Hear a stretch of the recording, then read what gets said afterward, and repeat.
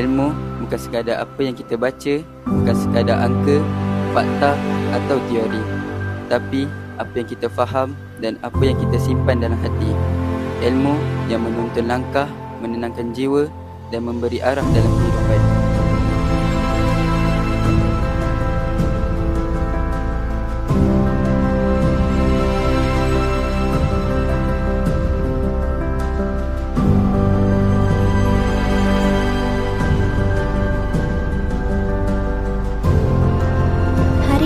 Dunia di hujung jari.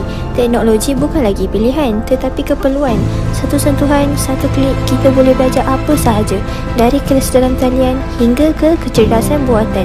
Kita belajar lebih cepat, berkongsi idea lebih pantas. Tetapi, adakah kita benar-benar faham apa yang kita lakukan?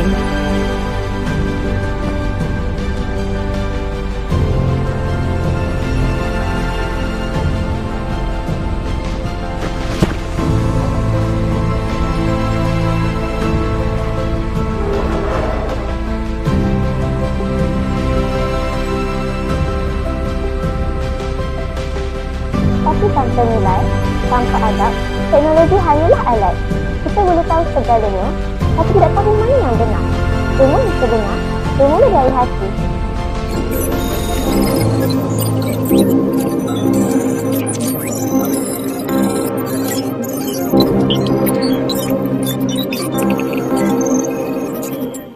Dengan ilmu, kita mula faham dunia. Dengan teknologi, kita jadi lebih dekat dengan peluang. Kita belajar bukan sebab terpaksa, tapi sebab kita nak jadi lebih baik daripada semalam. Kita mungkin belum sempurna, tapi kita sedang belajar dan itu sudah cukup untuk kita terus melangkah. Ilmu di hati membimbing setiap langkah kita. Teknologi memperkasa, membuka jalan ke hadapan. Bersama, kita bukan sekadar generasi biasa.